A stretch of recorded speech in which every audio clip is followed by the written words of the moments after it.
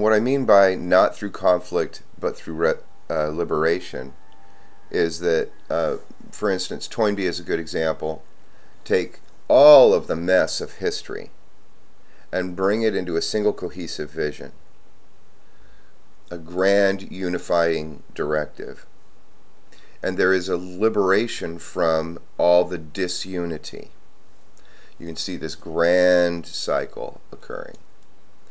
And placing yourself within that cycle can then liberate you to participate in it even at a deeper level, even more effectively and productively, while simultaneously empowering us not to create but to resolve conflicts. And I think this is the whole point to education. I think this is why he was an educator and a historian, to teach, history, to liberate people.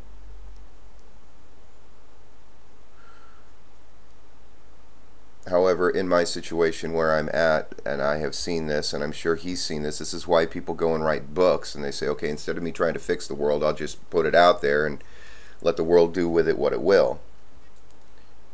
In my situation, I can't change people, and when it comes to my family relationships, it's not my place to want to change them. It's my place to want to embrace them and show them loving kindness and respect for where they're at. However, I do that to receive that in return. When you add in, say, a psychological issue such as codependency, where there's an abuser and abused, and if one is not abused, then one must if one is not abused, then one must become the abuser. It's a cyclic cycle. And it reminds me the same as all the disunity and throughout history, not being able to make sense of it, and then the same cycle still reinvents itself over and over and over with these tremendous cataclysms and crises, because we're not aware of this grand vision that brings it all together so that we can find our place within it. I was telling my friend, a guy must know his place in time. I'm not sure about the ladies. Maybe this will help the ladies. But there's a saying that man makes history, woman is history. Woman is, man does. And it's just a psychological stance and posture. It's a psychological and physiological stance and posture in relationship to life. And these roles are very important. And it's not about changing these roles or making these roles different than they really are. It's about being able to joyfully participate in these roles as they are and inform them of that great spirit, that vitality and vigor and affirmation of life that wells up within us. We just happen to have this plumbing, this biology.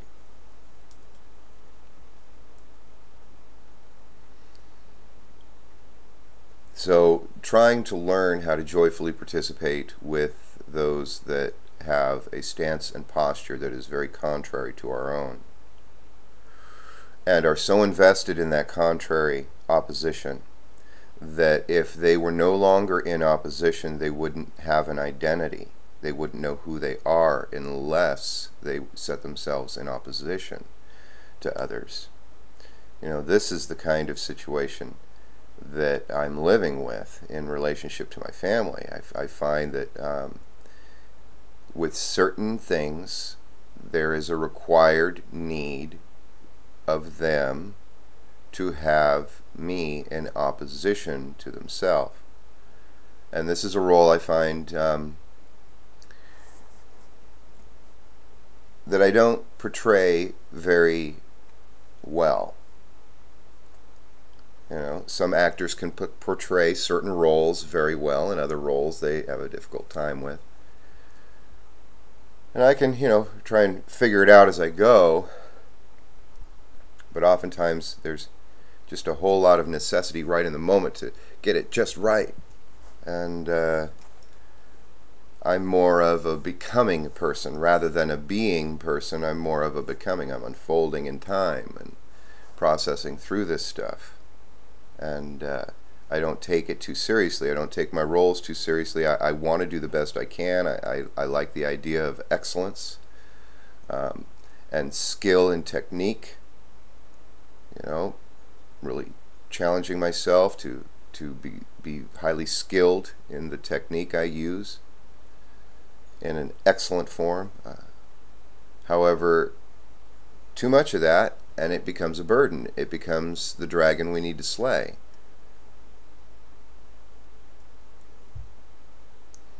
And in the big scheme of things, you want to look at, you know, your loving relationships and you say, hey, just how important is this fight? Just how important is this opposition? You know, is it, or as Dr. Phil says, is it a deal breaker?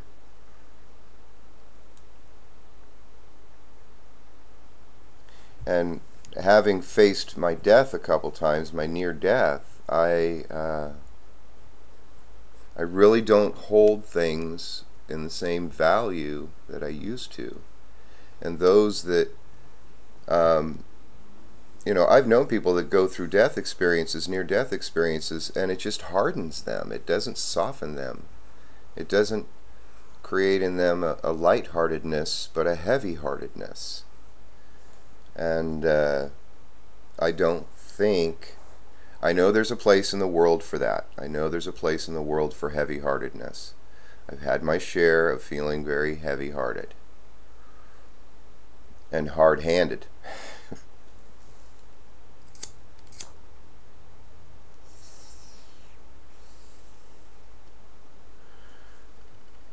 I guess it's just part of the struggle of life.